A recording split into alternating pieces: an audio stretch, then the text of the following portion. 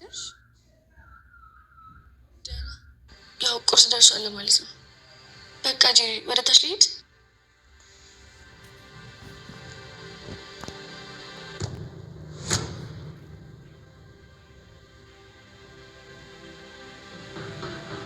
የባለ ትዳር መኝታ ክፍልስ ምን ሰሪያለሽ? አይ ውዴ ቁርስ እንደደረሰ ልነግረን መታ ነው። ሰምተሻል፣ መውጣት ትችያለሽ። ነበር አምነን። ቆይ እንዴት? እኔ በጭራሽ ልሰክር አልችልም። ይሁን በጣም ሰክረ ነበረ። ተው ብል ራሱ ልትሰማኝ አልቻልክም። እንደዛ ሆነ ካይቼ ካላቅም በዚህ ፍጥነት እኔም እንዲሆን አልፈለግኩም። ማይሆን ልብስ ገብቷል። ታየው በቃ የኔ ልጅ እሱ ህፃን ልጅ አይደለም። ነገሮችን አስበው ማድረግ ይችላል። አይ እናቴ አምነን ከራሱ ጋር አይደለም በንዴት ውስጥ ሆኖ የማይሆኑ ውሳኔዎች የሚወስነው። ማይሆን ነገር ውስጥ እንዳይገት ትፈራለሁ። እናም አክስት ላረግሽ ነው እንዴ? በዚህ አጭር ጊዜ ውስጥ አንቺ ኢንኩቤተር ነሽ እንዴ ዝም ብለሽ የምትፈለፊው? ያው አስቸኳይም ቢሆን እናዛለን። አያ የጅብ ናት ያለችው ቤሊን ይሄ ታውቋት መሆን አለበት።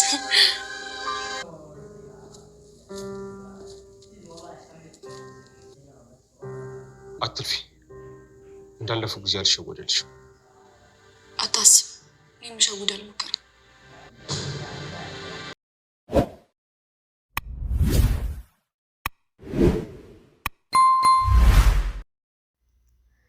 አቶ አምናንና ጄሪ አንድ ላይ ተኝተው ብሌን እጅ ከፈንጅ ደረሰችባቸው። ቢሆንም ግን ብሌን ምንም ባይመስላትም፣ ነገር ግን አቶ አምናን ትክክል አይደለም፣ ስለዚህ የማይሆን ውሳኔ ውስጥ እየገባ ነው እያለ ትገኛለች። ጄሪም ከባልና ሚስት መኝታ ክፍል ምን ትሰሪያለሽ በዚህ ሰዓት ስትል አማራጭ ጋር ትገኛለች።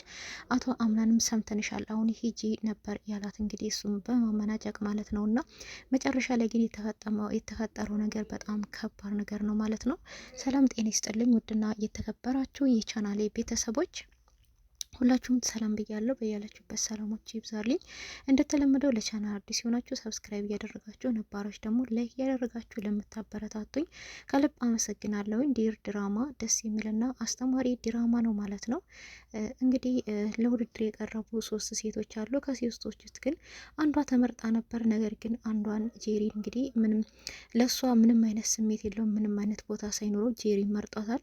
ጄሪን የመረጠበት ምክንያት እንግዲህ አቶ አምናን ብሌንን ለማናደድ ነው። እንግዲህ ብሌንን ለማናደድ ብሎ ለራሱ ሌላ ችግር ውስጥ እየገባ ይገኛል። ጄሪም የእሱን እናት ለመግደል ሙከራ እያደረገች፣ እንደዚሁም ደግሞ እሱ በማያውቀው መንገድ የሚጠጣው መጠጥ ውስጥ እንቅልፍ የሚጥልና የሚያሰክር መድኃኒት ጨምራበት እሱ ራሱን ስቶ እንዲሰክርና ከእሷ ጋር እንዲያድር አድርጋለች ማለት ነው። ቢሆንም ግን ጠዋት ሲነቃ ያው እንዴት ይሄ ነገር ሊሆን ቻለ? ስካር ብቻማ እንደዚህ ያላደረገኝም የሆነ ነገርማ አለ በማለት እንግዲህ እየተጠራጠረ ይገኛል። እሱ እንግዲህ የቤት ሰራተኛቸው የሆነችው ወይዘሮ ዛህራ ብሌንን አትሽሺ፣ አንቺ ይህን ጥፋት እንዳላደረሽው እኔ በደንቡ አውቃለሁ። እናም የቁርስ ሰዓት ስለደረሰ አትሽሻቸው፣ ሂጅና ቁርስ ጥሪያቸው ብላ ነበር እንግዲህ ያለቻትና እሷም እሺ በማለት እንግዲህ ወደ አምናን ክላስ ስትሄድ አምናንና ጄሪ አንድ ላው ተኝተው ታያለች ማለት ነው።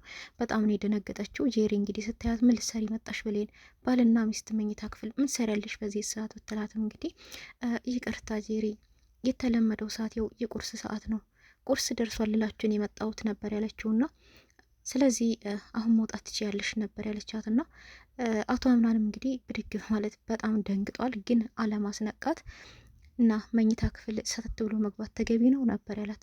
ይቅርታ የቁርስ ደርሷል ለማለት ነው ነበር ያለችው ብሌንም። እሱ እንግዲህ ሰምተንሻል አሁን መውጣት ትችያለሽ ነበር ያላት።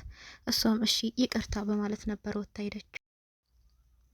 ይህንን የተመለከተች ብሌን ግን ምንም ቢሆን ስሜቷን ብትቆጣጠርም ነገሩ በጣም ስለናደዳት አቶ አምናን በጤናው እንደዚህ እያደረገ አይደለም፣ ትክክል አልመሰለኝም እያለች እንግዲህ እያለቀሰች ለወይዘሮ ዛህራ እየነገረቻቸው ነበርና ወይዘሮ ዛህራ እንግዲህ ልጄ አታልቅሺ፣ እሱ ሕፃን ልጅ አይደለም፣ ማድረግ ያለበትና ማድረግ የሌለበትን ነገር ጠንቅቆ የሚያውቅ ሰው ነው፣ ስለዚህ በውሳኔው እሱ ራሱ ነው የሚጸጸተው ነበር ያለቻትና እሷ አይ እናት ዛህራ ሲመስለኝ ትክክል አይደለም፣ ምንም ትክክል አይደለም። እኔን ለማናደድ ብሎ እማየው ውሳኔ ውስጥ ገብቷል። ትክክለኛ መንገድ አይደለም እየሄድ ያለው። እኔ ለእኔ ለምን አልተመረጥኩም ሳይሆን ብቻ እየሄደበት ያለው መንገድ ትክክል አይደለም ነው ያለችው ማለት ነው። እና እንግዲህ እሱም ቀለበት እንደሚያደርግ ሰብሰብ አድርግቶ ነግሯቸዋል ማለት ነው። እኔና ጄሪ ዛሬ ቀለበት እናደርጋለን። ስለዚህ ብሌን ቤቱን ማጸዳዳት፣ መስተካከል ያለበትን ነገሮች ሁሉ ማስተካከል አለብሽ በሚል እንግዲህ ትእዛዙ ወደ ብሌን አስተላልፏል ማለት ነው። እሷም እሺ አቶ አምናን ብላ እንግዲህ ትእዛዙን ተቀብላለች። ለእናቱ ወይዘሮ ሰማልም እንግዲህ ቀለበት ሊያስር እንደሆነ ነግሯታል ማለት ነው። እሷ ማንን ነው ቀለበት የምታስረው ብትለው እንግዲህ ጄሪን ብሏታል። ጄሪ ማናት አላውቃትም ነው ያለችው እንግዲህ ከነመጨረሻውም ማለት ነው። ቢሆንም ግን እንዴት ነው ይሄ ነገር? በጣም ቀለል አድርገህ እኮ ነው እያወራ ያለው። እኔ ድኜ ስወጣ አይሻልም ወይ?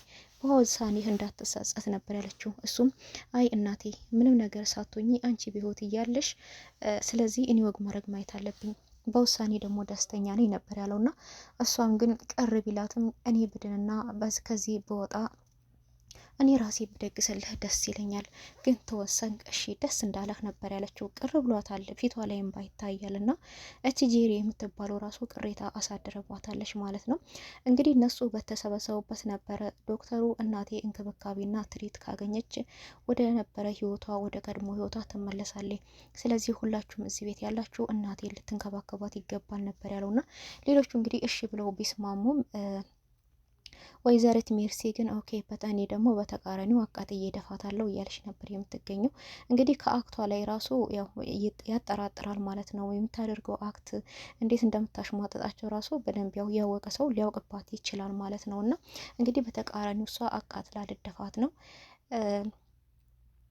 ሲፈን ግን እንክብካቤውን ቀጥላለች ማለት ነው። ምንም ቢሆን እሱ ተንከባከቡ እናቴን ስላለ እንደዚሁም እንግዲህ ማወጣጣት የምትፈልገው ሚስጥርም ስላለ እሷን እንግዲህ እያዋራቻ ስለዚህም እስቲ የድሮ ጨዋታዎችን አንስተን እንጫወት ካለሽበት ስሜት ውስጥ እንድትወጪ በማለትም እንግዲህ የአቶ አምናን አባት ማን ነው፣ የት ነበር የኖርሽው በማለት እንግዲህ ድሮ የት ነበር በማለት ነበር የጠየቀቻት። እሷም እንግዲህ የቅርቡን ባላስታውስም ድሮ ብዙ ቦታ ኖር ያለው በፊት የሆነ ሰራተኛ ነበረችኝ ብዙ አመት ከኔ ጋር ኖራለች። ከዛም እንግዲህ ወይዘሮ ዛህራም ከኔ ጋር ብዙ አመት ኖራለች፣ ብዙ ቦታ ኖረናል ነበር በማለት የመለሰችላት እና እሷም እና የአቶ አምናን አባት ማን ነው ብላ ነበር የጠየቀቻት። በጣም ነው ያለቀሰችው። ይህንን ነገር አታንሽብኝ፣ ስለ አቶ አምናን አባት ስለ አቶ አምናንም ምንም ማንሳት የለብሽም አታንሽብኝ ነበር ያለቻት። እሷም እሺ ይቅርታ፣ የድሮ ጨዋታዎችን አንስተን እንጫወት፣ ላጫውትሽ ያለሽውን ስሜት ላስረሳሽ ብዬ ጭራሽ ብሶትሽ እንቀሳቀስኩብሽ በማለት ነበር ያለቻት እና እሷም ችግር የለው ነበር ያለችው። እንደዚህ ዝም ብለን ስንመለከተው ግን ወይዘሮ ሰምአል አውቃ ሁላቸውንም እየገመተቻቸው በራሷ ሚዛን ውስጥ አስገብታቸው ያለች ነው የሚመስለውና